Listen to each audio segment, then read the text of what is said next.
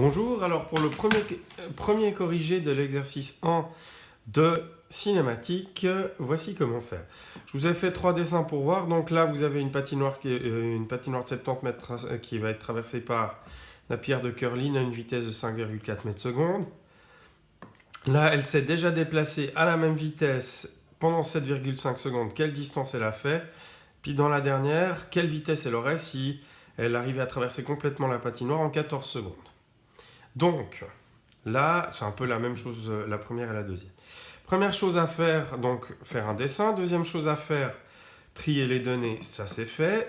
Troisième chose à faire, est-ce qu'on a un MRU ou un MRUA? Alors effectivement, quand on glisse sur de la glace, on va admettre que ça freine très très peu, puis que c'est à vitesse constante. C'est d'ailleurs dit que c'est à vitesse constante, donc c'est un MRU. Donc un mouvement rectiligne uniforme, puisque le mouvement rectiligne uniforme, la vitesse ne change pas. Tandis que dans un MRUA, il est accéléré, donc il va aller de plus en plus vite, et régulièrement. Par exemple, je vous donne un exemple de MRUA. Si j'ai une accélération de 1 mètre par seconde au carré, puisque c'est l'unité de l'accélération, en fait c'est la quantité de vitesse que je rajoute à chaque seconde. Donc au début, si je suis à l'arrêt puis que j'accélère de 1 mètre par seconde au carré, je vais aller à 1 mètre par seconde après une seconde, je vais aller à 2 mètres par seconde après 2 secondes, je vais aller à 3 mètres par seconde après 3 secondes, ainsi de suite. Par contre, si mon accélération était de 2 mètres par seconde au carré, après une seconde, j'irai à 2 mètres seconde, après 2 secondes, j'irai à 4 mètres seconde, après 3 secondes, j'irai à 6 mètres seconde, voilà. Ça, c'est pour vous faire un petit rappel théorique général sur MRU et MRU. Alors, on a un MRU, donc on se déplace à vitesse constante et pas d'accélération. La formule du MRU, puisqu'il n'y en a qu'une seule, c'est dx est égal à x0 plus v fois dt. Alors, je vais venir sur ce x0. Ce x0, c'est un décalage que l'on a parfois par rapport à l'origine de la mesure. Par exemple, l'altitude. L'altitude, typiquement, c'est un bon exemple de x0. C'est-à-dire que si on prend la mesure par rapport à un certain axe vertical, horizontal, qu'importe, mais que le 0, on le fixe à un certain endroit, puis que le départ du mouvement n'est pas pile sur le 0, on a un décalage. C'est ce qu'on appelle le x0. Là, le départ du mouvement, il est là, il est là, il est là. Donc, est-ce qu'il y a un décalage? Non, il n'y a pas de décalage.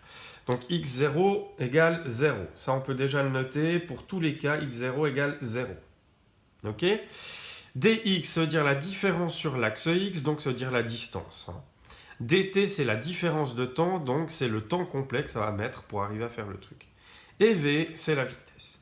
Alors, pour le premier cas, je vais écrire donc mon résultat. Donc, dans le premier cas, qu'est-ce que je demande? La question, c'est quoi? Je connais la distance, je connais la vitesse, c'est le temps.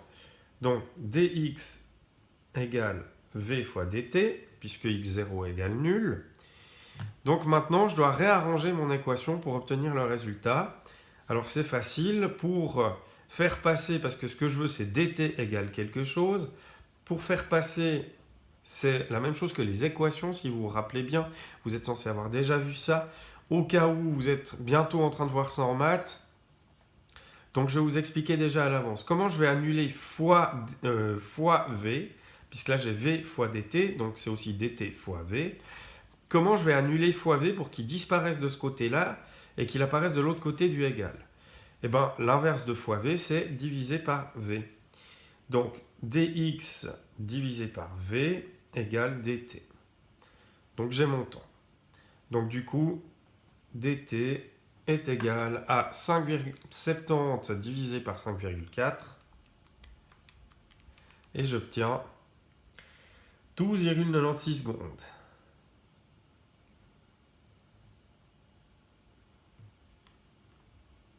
Ok? Deuxième cas. Cette fois-ci, je demande quoi? La distance. Donc, je n'ai même pas besoin de réarranger ma formule. Donc, cette fois-ci, dx égale v fois dt égale, on peut directement continuer, la vitesse 5,4 fois le temps 7,5 secondes. Et j'obtiens 40,5 mètres. Attention aux unités. Toutes les vitesses dans ce sujet doivent être mises en mètres par seconde, pas de kilomètres heure. Si vous avez des kilomètres heure, transformez-les en mètres par seconde. Alors, petit truc, les mètres par seconde fois 3,6 est égal au kilomètre heure.